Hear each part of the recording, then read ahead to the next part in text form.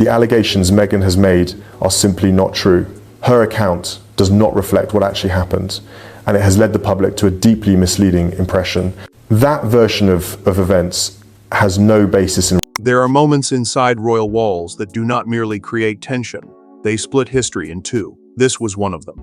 A private family meeting meant to restore order became the scene of a devastating rupture when Meghan turned on Harry in front of the senior royals, and William, unable to watch his brother be publicly broken, pushed back his chair and stormed out.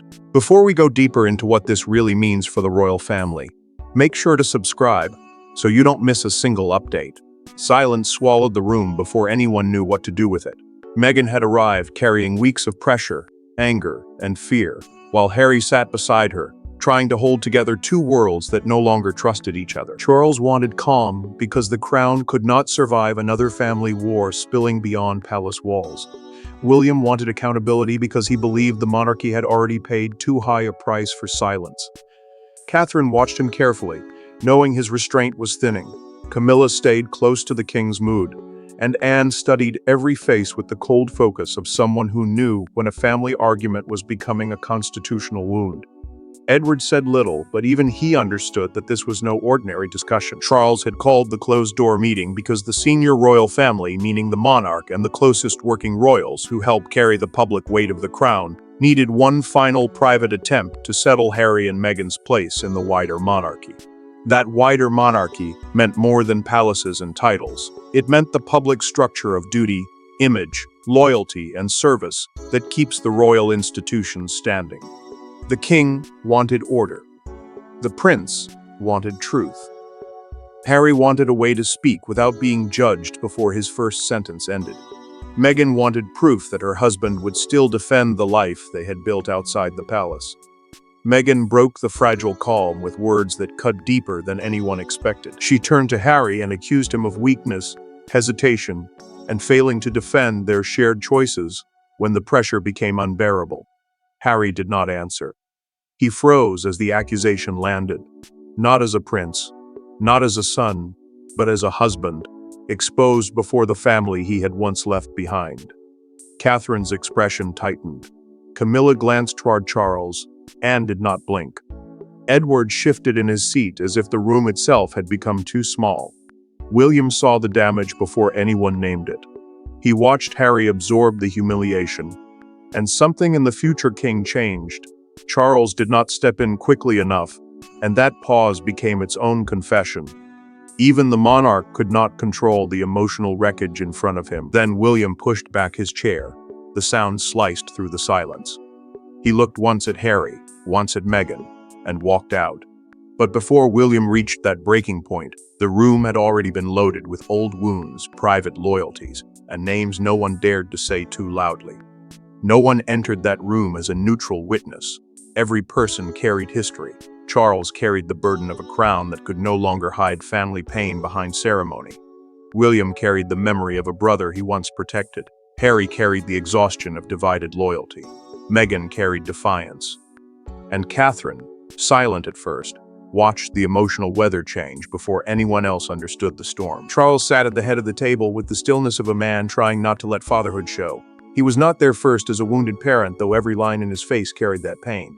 He was there as the monarch, the person who wears the crown and carries the public duty of keeping the royal family steady when private emotion threatens to become national spectacle.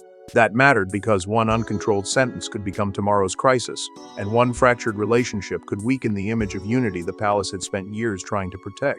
The king knew it. William knew it.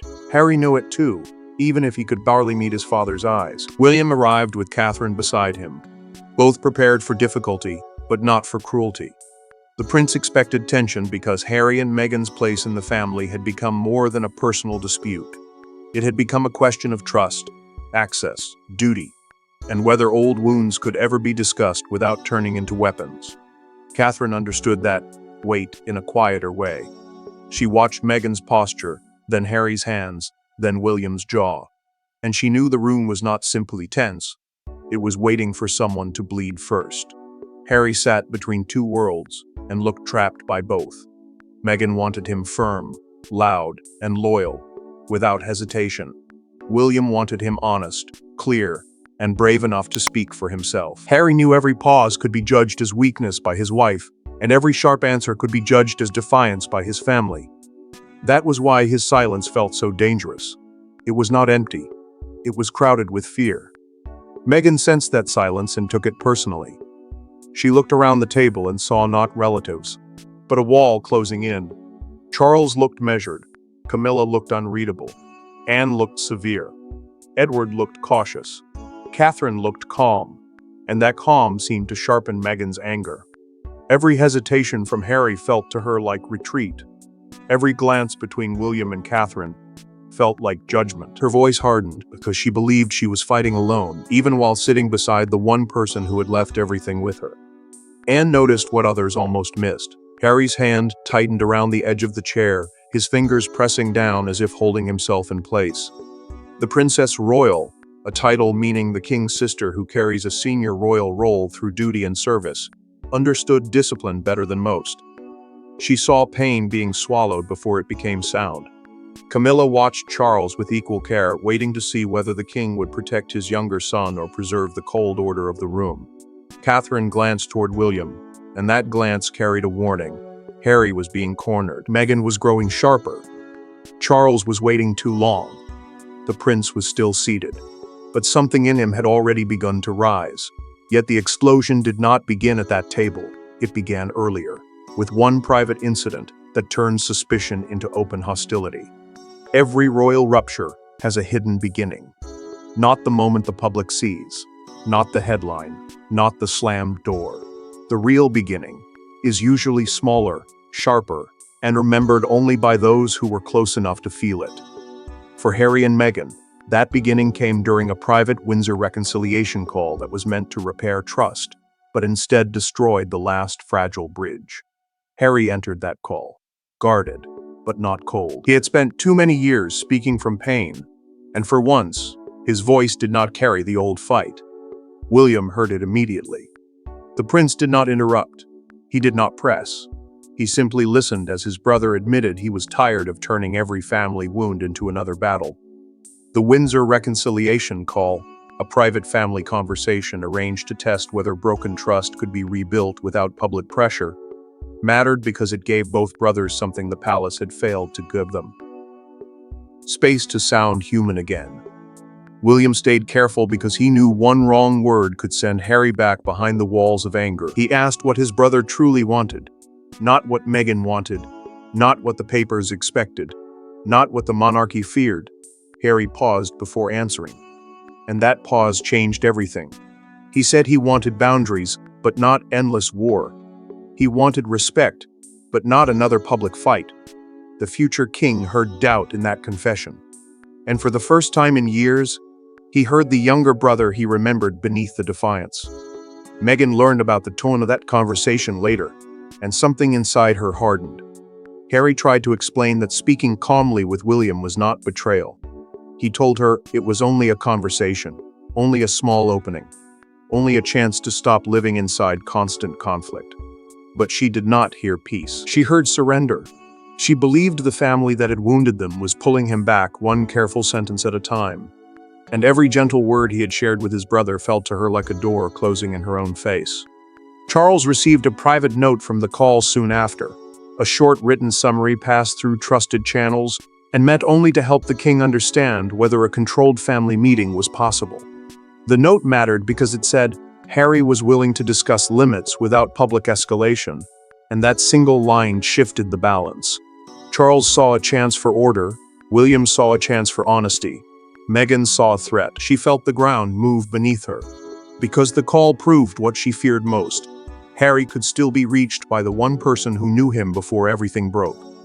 Meghan walked into the senior family meeting, already carrying that fear. She was no longer trying only to negotiate. She was trying to stop Harry from moving even 1 inch away from her side. And when that fear finally surfaced, it did not come as a whisper, but as a direct strike in front of the people he least wanted to see him break. The confrontation did not begin with shouting. It began with a sentence so controlled it felt more dangerous than rage. Meghan looked at Harry, not at Charles, not at William, and accused him of retreating when she needed him most. The room went still. Harry did not answer. And that silence, heavier than any denial, became the spark that pushed William to the edge. Meghan leaned into the moment, as if the entire meeting had been waiting for her truth. She said Harry had allowed the family to make her the enemy, and the words hit the table with a force no one could soften. Charles lifted one hand, trying to pull the discussion back toward public duties and boundaries. Public duties meant the official work royals perform for the crown, from events to charity visits. And boundaries meant the rules deciding who speaks, appears, and represents the monarchy. The king wanted the matter kept there because procedure was safer than pain. Meghan refused. She would not let the room turn her anger into paperwork. Harry lowered his eyes, and that small movement said more than any defense could have said. Meghan saw it and grew colder. William saw it and grew furious. Catherine noticed both reactions at once, watching the wound spread from one side of the room to the other. Harry was not only being challenged by his wife, he was being exposed in front of the brother who remembered him before the split, before the interviews, before the endless battle over loyalty. That was why the moment mattered. It was not a disagreement about palace rules. It was a public breaking of a private bond. Meghan's voice sharpened again. She told Harry he had forgotten who stood beside him when everyone else turned away. The sentence landed like a verdict, and for one breath, no one moved. Charles stared at his younger son, knowing the accusation carried too much history to dismiss and too much danger to accept. Harry's face tightened, but still, he said nothing. The silence made Meghan look betrayed. It made William look ready to explode. Catherine placed her hand lightly on William's arm, not to silence him, but to hold him back from a response that could never be taken back. The prince pulled away with quiet force. Restraint no longer felt noble. It felt like surrender. He looked at Harry, and the pain in that glance was unmistakable. Then he looked at Meghan, and something colder replaced it. William stood. His chair moved sharply behind him. Charles did not command him to sit. Catherine did not stop him again. Harry finally looked up, but it was too late. The future king walked out without asking permission, and the closed door changed the crisis forever. Once that door shut behind him, the question changed instantly. Who in that room still had the power to decide what happened next? Power inside a royal family is never only about titles. It is about who moves first, who stays silent, and who refuses to pretend. Charles held the crown, but William had just drawn the emotional boundary. In the quiet after his exit, the king faced a brutal truth. He could command the room, but he could not command his eldest son's conscience. Charles remained seated because standing too quickly would have looked like panic. He kept his hands still, his face controlled, and his voice locked behind a silence that asked everyone else to measure themselves. The crown meant the public symbol of royal authority, the role that turns one person's decisions into the visible direction of the monarchy. That mattered now, because this was no longer just a family disagreement. Harry and Meghan's rupture had collided with the image of royal control, and if the room fractured further, the damage would not stay behind closed doors. The king knew every second of hesitation carried risk, but he also knew one wrong word could turn pain into open rebellion. Harry looked toward the door William had closed, and the movement betrayed him. Meghan saw it, Charles saw it, Anne saw it too. For one breath, the younger son seemed torn between following his brother and remaining beside his wife, and that hesitation exposed the split everyone had been trying not to name. Harry had built a life around standing with Meghan against the palace, yet William's walkout had struck something older than anger. It had reached the boyhood bond beneath all the public wounds. Meghan's expression hardened, not because she missed the meaning, but because she understood it too well. Charles felt the father inside him rise, then forced the monarch back into place. He wanted to speak to Harry as a wounded parent, but the king could not appear soft while the room watched for weakness. Camilla studied him carefully, waiting to see whether he would defend his son or protect the cold discipline of the institution. The queen consort understood palace survival because she had lived through judgment herself, and she knew public storms often begin with private mistakes. Charles knew that too. If he chose emotion, he risked authority. If he chose authority, he risked losing Harry even further. Anne broke the silence with a low warning meant only for the king. She told Charles this could not continue, as though William's departure had been an outburst, because it was not. It was a warning. Edward heard the weight in her words and watched Meghan's composure sharpen, as if the balance in the room had shifted against her. The Duke understood enough to know the meeting had passed beyond control and entered consequence. Charles finally ordered a pause. No statement, no decision, no more words in that room until everyone could breathe again. But the pause did not cool the crisis. It gave every faction time to choose a side, and the first consequence came, not through a palace statement, but through Harry's face when he realized William had left for him. After the confrontation, the palace did not erupt. It contracted. Doors closed, voices dropped, aides moved without looking anyone in the eye. But inside the private corridor, outside the meeting room, Harry stood motionless, trying to understand what had just happened. Meghan had spoken in anger, William had left in fury, and Harry was left carrying the shame of both. Harry stepped out first, but he did not move far. His hand found the wall as if the solid stone could steady what the room had shattered. The meeting behind him had broken into smaller private conversations, and that mattered because division had now replaced order. Charles withdrew briefly, with one senior aide, while another aide received instructions to keep the details from moving beyond palace staff. Aides were not just helpers in that moment.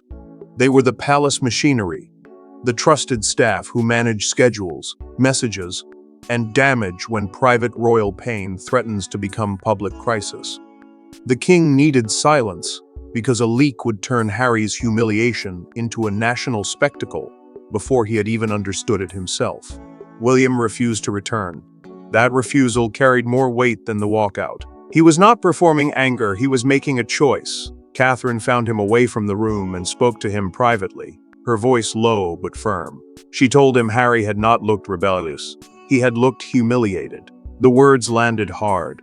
The prince had stormed out because he could not watch his brother be stripped down in front of everyone. But Catherine's warning forced him to see the deeper wound.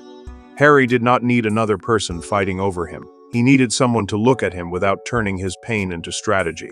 Meghan remained inside, still upright, still controlled. But her silence had changed shape. She expected Harry to defend her after William left. She expected him to return with fire in his voice and certainty in his eyes. Instead, he had stepped into the corridor and stayed there, shaken by the terrible realization that William's anger had not been aimed at him. It had been for him. Meghan felt that distance instantly. Her anger had been meant to pull Harry closer, but it had opened a space between them that everyone could feel. Charles received the note before the room could settle. An aide placed it near him with the quiet urgency of someone carrying bad news. Staff outside had heard raised voices. The story might already be moving. The king set the note down without speaking, and Camilla watched his face for a sign of what he would do next. This mattered because the monarchy could survive disagreement, but it struggled to survive uncontrolled emotion. Once private words escaped palace walls, the family no longer owned them. Harry finally turned from the wall and asked for William. Not Meghan, not Charles, William. He wanted one private conversation with no aides, no spouses, and no royal machinery between them. That request became the turning point, because for the first time in years, the brothers would face each other without the noise around them. The most powerful moment of the crisis was not the attack, the walkout, or the palace panic that followed. It was a smaller scene, hidden from the machinery of monarchy. Harry and William stood alone in a private room. No advisors, no prepared lines, no one to translate pain into policy. For a few minutes, they were not symbols. They were brothers. Harry asked for the meeting because the noise around him had become unbearable. Meghan could not direct this conversation. Charles could not formalize it into palace language. William could not hide behind the role expected of him. The monarchy, meaning the royal system built around duty, public service, and family authority, had turned their private pain into something too heavy for ordinary words. That was why this moment mattered. If the brothers could not speak plainly now, then every future meeting would be another performance, and every silence would become another wound. William agreed, but he set the boundary before Harry could begin. He would not discuss strategy. He would not discuss statements. He would not discuss public positioning. The prince made it clear that he had not walked out to create leverage, and he had not returned to rescue anyone's image. He had left because watching Harry be attacked in front of the family had pushed him beyond restraint. Charles might still be trying to contain the crisis, and Meghan might still be waiting for Harry to choose a side. But this room belonged to neither of them. Harry spoke first, and his voice carried the cost of admitting what pride had tried to bury. He said he felt exposed when Meghan turned on him. Not challenged, not misunderstood, exposed. The word hung between them because it was more painful than anger. Harry had faced headlines, interviews, criticism, distance, and years of public judgment. But this had been different. Meghan's words had landed in front of William, and that made the wound older. It reached the part of him that still remembered being protected before the brothers became opposing names in a royal fracture. William did not soften quickly. He told Harry that walking out was the only way he could stop himself from saying something that would have destroyed the entire room. The prince admitted this in the private conversation itself, not through a statement or second-hand account, and the honesty gave the moment its force. He had been furious at Meghan, yes, but he had also been furious at the years that led them there, furious at the silence, furious at the distance, furious that Harry had looked so alone while sitting beside the person who was meant to stand closest. Harry then admitted the Windsor reconciliation call had been real. He said the calm in his voice had not been strategy, it had been hope. He still wanted a path back to his family without surrendering his marriage, and that confession carried the ache of a man trapped between love and blood. William heard him, but he did not promise repair. He only told Harry that no man should be humiliated in front of the people who once knew him best. The brothers left separately because the world outside that room was still waiting to judge them. Meghan remained part of the wound. Charles remained part of the pressure. William remained part of the choice Harry could no longer avoid. Yet, something had shifted. The crisis was not resolved, but the emotional verdict had begun to form. Private pain never stays private for long when the crown is involved, and by morning, the world had its own version of what happened.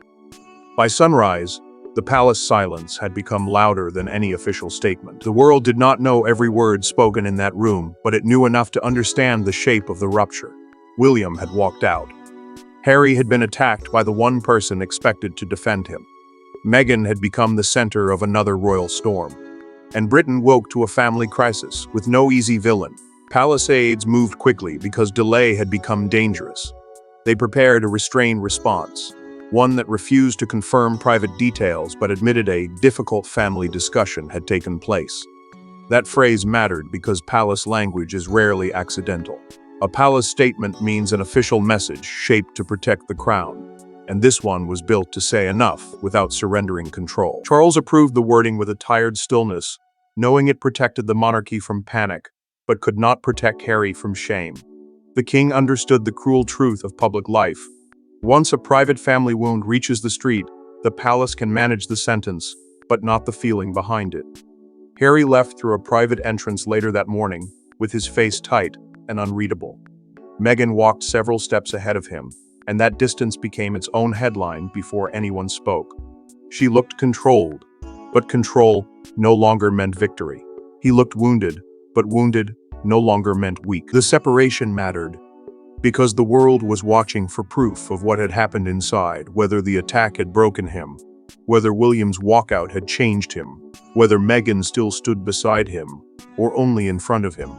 William appeared separately with Catherine, and the contrast was impossible to miss. The prince looked calm, but not soft. Catherine stayed close, steady and composed, and her presence made his silence feel even sharper. They did not explain the walkout. They did not need to. The future king's face carried the message clearly enough. He had reached a boundary he would not cross again. The distance between the brothers became the image everyone studied, because Harry and William were no longer simply divided by choices. They were divided by what each man had seen in that room. A London newspaper captured the morning with brutal simplicity.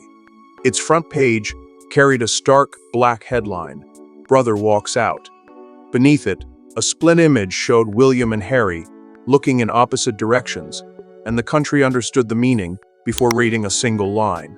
A broadcaster later framed the crisis as the moment private marriage tension collided with royal duty, turning a closed family meeting into a national argument. Was William protecting Harry? Was he punishing Meghan? Was Charles too slow to act? Every question pulled the family deeper into the storm. Charles watched the coverage and understood that punishment would only make the fracture louder. Meghan had become the center of public fury, Harry had become the symbol of private pain, and William had become the face of a boundary finally drawn. The king decided the final response could not be about revenge. It had to be about order. It had to be about preventing one room from breaking the monarchy again. And that final line, when it came, revealed what the monarchy had learned from the room where everything broke. In the end, William's walkout was not simply anger, it was judgment. Not legal judgment, not palace judgment, human judgment. He saw Harry wounded in a room full of people who had known him since childhood, and something in him refused to stay seated. That refusal became the emotional verdict of the entire crisis. Loyalty without dignity is not loyalty at all. Charles understood the meaning before anyone else dared to say it. The monarchy could not repair every private fracture, and the king knew some wounds were too deep for one meeting, one statement, or one forced family pause. But he also knew the crown still had the power to decide what behavior it would no longer accept inside its own walls. The crown, in plain terms, meant the public authority of the monarch and the system built around royal duty. That mattered, because this crisis had not only wounded Harry, it had exposed how easily family pain could become institutional danger when no one drew a line. Charles made the final internal decision with quiet force. Future family discussions involving Harry and Meghan would be limited, structured, and never again allowed to become a private humiliation behind closed doors. The decision was not written as punishment, it was written as protection. The king wanted order, but he also wanted to prevent another room from turning into a battlefield. Harry would no longer be placed in a setting where marriage, family duty, and public image could all crush him at once. Meghan would no longer be allowed to turn one private meeting into a test of total loyalty. William's walkout had forced that change. Harry left, the crisis altered. He was not fully reconciled with William, and the prince did not pretend that years of distance could vanish because of one painful conversation. But Harry could no longer tell himself silence was strength. He had seen Meghan's anger expose him, and he had seen William's fury defend him. That contrast hurt, because it was clear. One person demanded proof, the other recognized pain. Harry carried that truth away with him, and it changed how he understood the battle he had been living inside. Meghan faced the consequence of her own words. She had meant to pull Harry closer by reminding him who had stood beside him when the world turned cold. Instead, the attack revealed how far apart they had become. William storming out became the defining image because it showed the one bond the monarchy could not fully erase, the instinct of an older brother to protect the younger one. Catherine's quiet support gave that action moral weight. She knew William had not acted from reckless pride. He had drawn a boundary after years of restraint. The monarchy survived the moment, but it did not emerge untouched. Charles learned that silence can protect reputation, but only truth can protect dignity. Harry was no longer just the rebel prince. Meghan was no longer simply the outsider fighting the palace. The king was no longer only the monarch trying to contain scandal, and William was no longer willing to sacrifice his brother's dignity for royal silence. There is no unfinished mystery here. That room changed them because it forced every person inside it to reveal what mattered most: power, pride, marriage, brotherhood, or the painful cost of choosing one over the other. The crown remained powerful, but brotherhood, wounded and imperfect, proved it still had a voice. Thanks for watching. Please don't forget to like and subscribe, and we will see you in next one.